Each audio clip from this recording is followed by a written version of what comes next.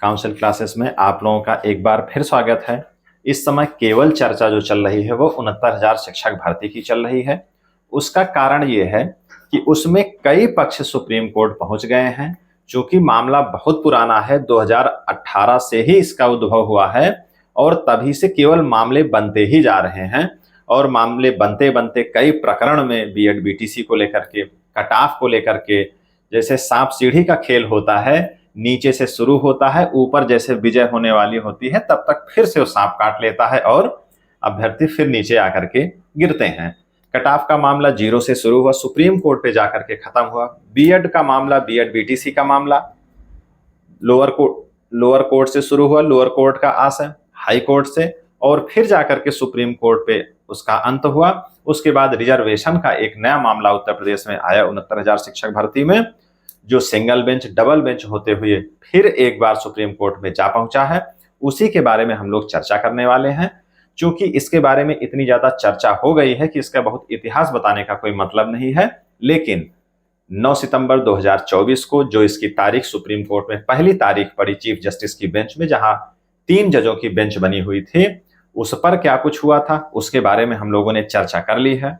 लेकिन उसमें कुछ खास ऐसी चर्चा हुई कि कुछ ऐसा एक नया पक्ष उभर करके अब सामने आ रहा है, जिसको अपने एंट्री होने की, अपना एक पद सुनिश्चित होने की, इस भर्ती प्रक्रिया में हिस्सा बनने की, उसको अपने जीत की खुशबू आ रही है, इसलिए वो नया पक्ष उत्साहित हो रहा है।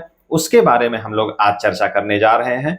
क्योंकि इसके पहले इससे संबंधित जो वीडियो हमने बनाया था उसके कमेंट सेक्शन में या व्यक्तिगत मेरे व्हाट्सएप पे ऐसे कुछ मैसेज आए थे कि इस पक्ष पे कुछ विशेष प्रकाश डालिए और क्या इस पक्ष के आने से क्या प्रभाव पड़ेगा। निश्चित तौर पे आप जान गए होंगे कि 9 सितंबर 2024 को जो बहस हुई थी उसमें शिक्षा मित्रों के आने का मामला बन रहा है।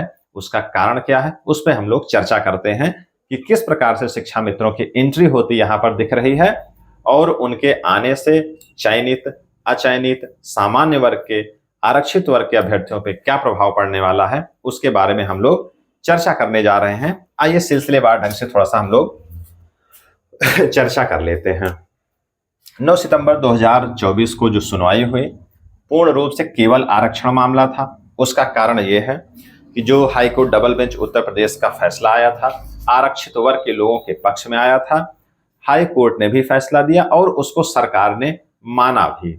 हालांकि उसका अनुपालन अभी किया नहीं गया है, एप्लीकेशन हुआ नहीं है, लेकिन उससे सहमत होती नजर आई है। उसके पहले भी उस विसंगतियों से सहमत होती नजर आई है कि आरक्षित वर्ग के साथ थोड़ा सा कुछ सिस्टम गड़बड़ हुआ है, जानबूझ करके हुआ है, टेक्निकलिटी की वजह से हुआ है, जो कुछ हुआ हो, लेकिन उसके खिलाफ आरक्षित वर्ग के लोग पीछे पीछे गए हैं। लेकिन जो सामान्य वर्ग के लोग हैं जिनके खिलाफ हाईकोर्ट डबल बेंच में फैसला आया था वो लोग जाकर के वहां पहुंचे हैं। उनके पीछे पीछे पहुंचे हैं आरक्षित वर्ग के लोग जिनको अपना मामला डिफेंड करना है, और उनके साथ में पहुंचे हैं जो चयनित लोग हैं। 69,000 की जो सूची है उसमें जिनका चयन सुनिश्चित है, जो लोग 4 साल से नौकरी कर रहे हैं, वो अपनी सूची बचाने, अपना जो पद है, अपनी जो अर्हता है उसको बचाने के लिए पहुंचे हैं।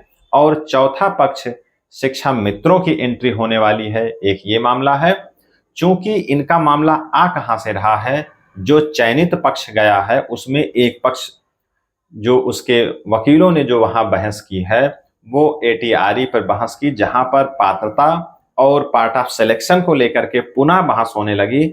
जबकि ये पहले से रामशरण मौर्य बनाम स्टेट यूपी, इसके जो है मामले में वो पहले से डिसाइड है, फिर भी वहां एक बहस होने लगी।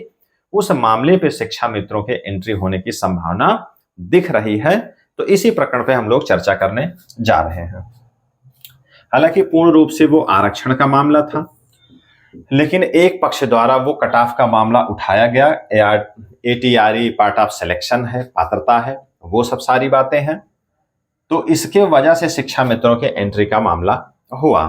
अब थोड़ा सा ये मामला होता है, चूंकि जो भी हम लोग चर्चा करेंगे, जो भी हम लोग इसके बारे में एक डिसाइड करेंगे, अंत में एक कंक्लूजन निकालेंगे, उसमें कहीं ना कहीं किसी के पक्ष में होता जाता वो डिसीजन। हम लोगों की जो चर्चा है वो किसी न किसी के पक्ष में होती जाती दिखेगी। हो सकता है हम लोगों का जो कंक्लूजन हो वो शिक्षा मित्रों के पक्ष में ना जाए, हो सकता है वो आरक्षितों के पक्ष में जाए, हो सकता है जो चयनित हैं उनके पक्ष में जाए।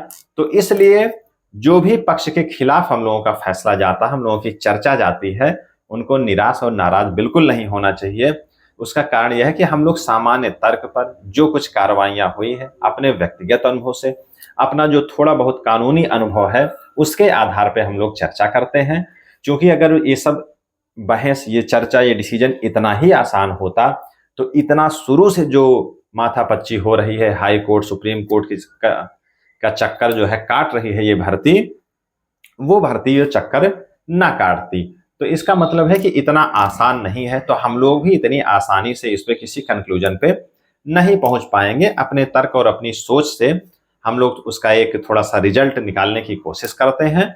तो इसलिए ये जो है किसी को नागवार ना गुजरे, कोई इस बात से नाराज ना हो। मेरा कहने का आशय सिर्फ इतना है। बाकी जो हम लोगों का तर्क है, व्यक्तिगत जो मेरा मत है, क्योंकि जो भर्ती हो रही है 69,000 में जितने लोग चयनित हैं उनका भी अहित ना हो।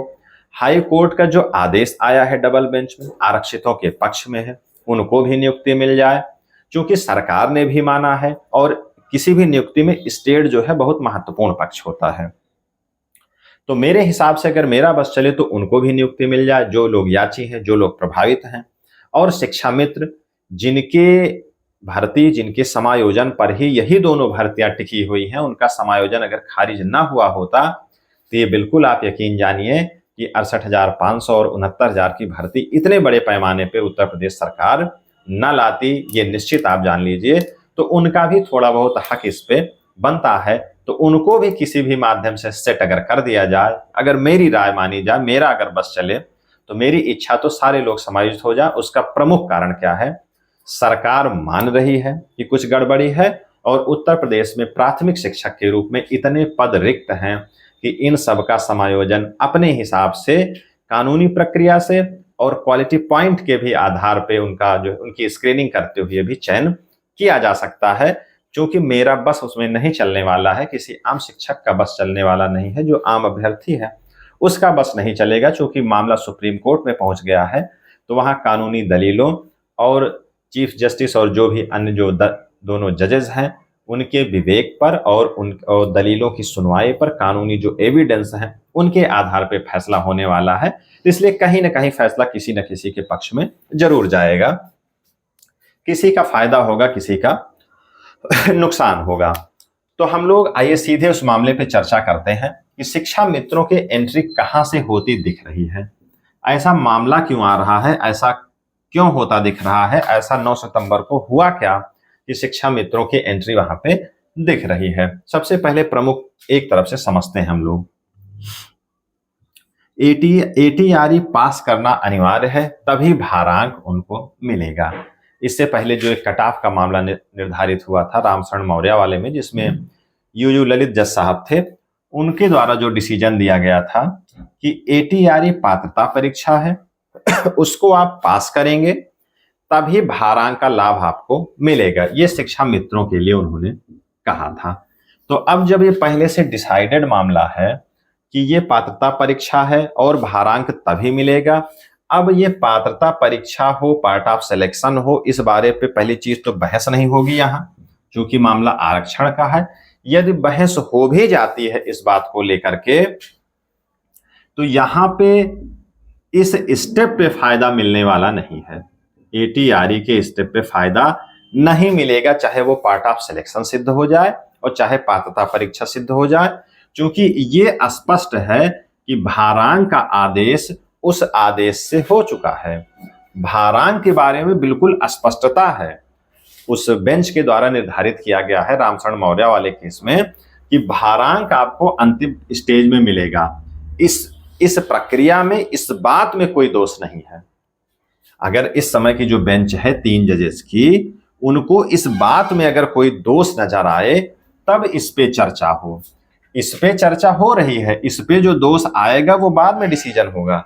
लेकिन अगर ये पार्ट ऑफ सिलेक्शन साबित भी हो जाता है तो भारांक पार्ट ऑफ सिलेक्शन इस वाले स्टेप पे मिले कि अंतिम स्टेप पे मिले, इस बात को कन्विंस करना बड़ा कठिन काम है। क्योंकि इस स्टेप में कोई दोष नहीं नजर आता है कि बीच में दिया जाए, कि एकदम अंतिम पड़ाव पे दिया जाए।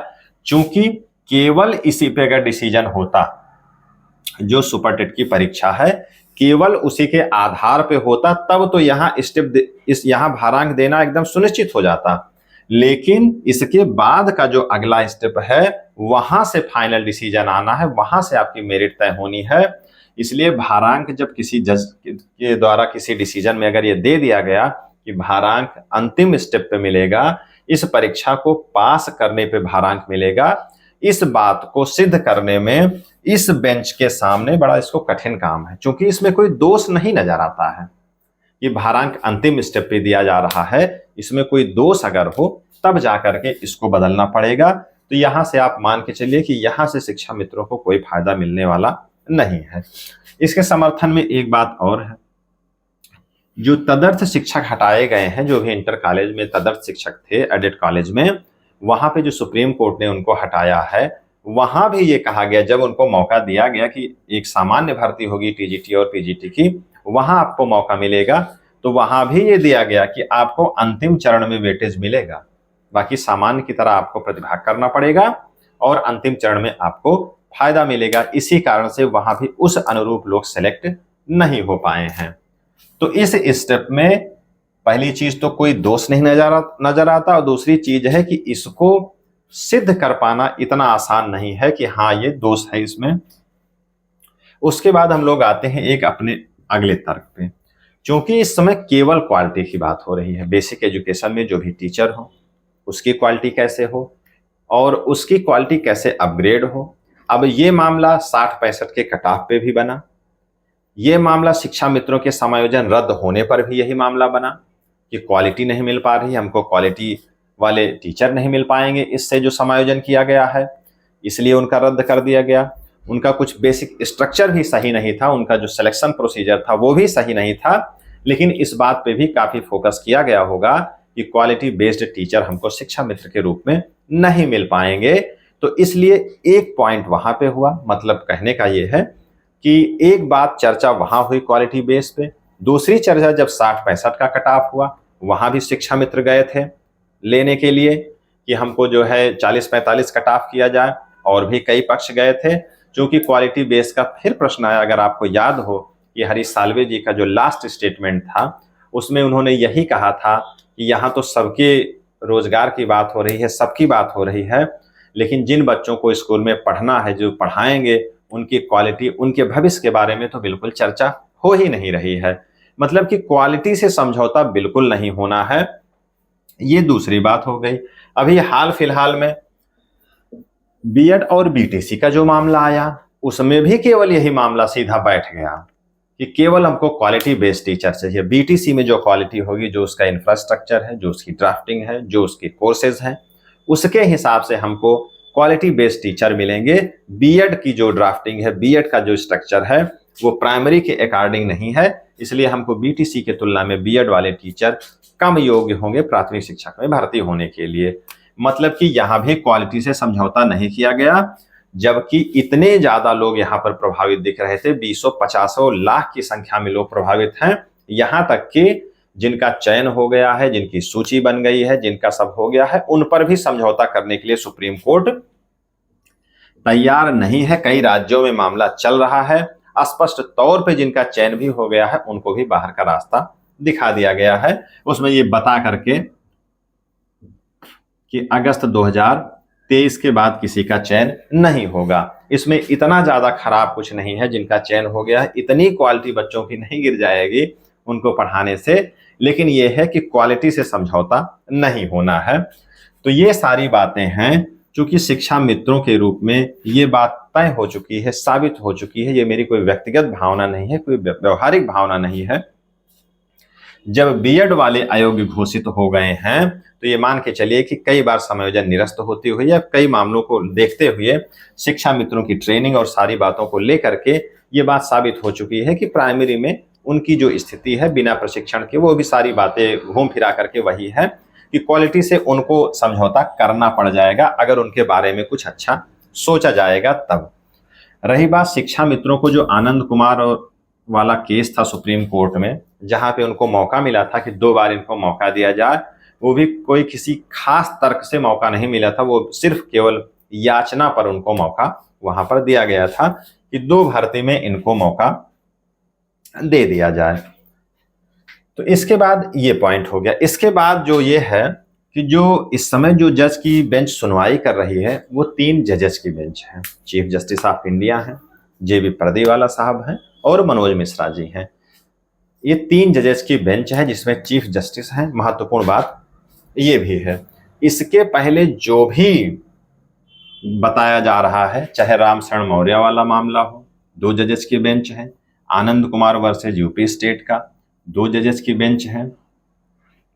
ये सारे जो भी मामले चल रहे हैं ये 2-2 जजेस की बेंच है। अब मामला 3 जजेस की बेंच में है, वो भी CJI के साथ में। यहाँ पे पूर्व में जो भी फैसले हुए हैं उनके आलोक में बातें तो जरूर होंगी, लेकिन वहां के फैसलों से ये बेंच बाध्य नहीं होगी। कई लोग बराबर गाना गा रहे हैं, हर पक्ष बराबर कह रहा है।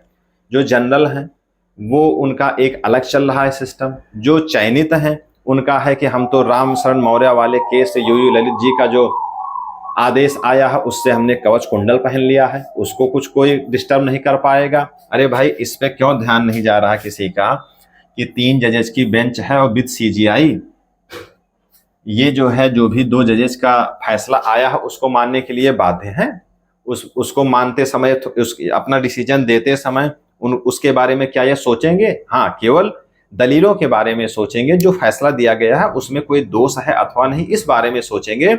लेकिन उनको इस बात का जो है किसी प्रकार का ये नहीं है उससे कि वहां पर फैसला आ गया है तो अब हम नहीं दे सकते हैं या हमको नहीं देना चाहिए। ये केवल निराधार बात है कि वहां से वो कवच कुंडल पहन चुके हैं।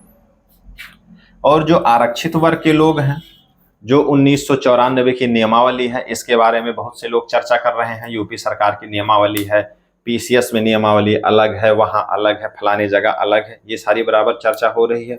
वो बेसिक की जो नियमावली है 1994 की, या फिर उत्तर प्रदेश राज्य की जो नियमावली है आरक्षण की, उसको लेकर के बड़ा सुरक्षित महसूस कर रहे हैं।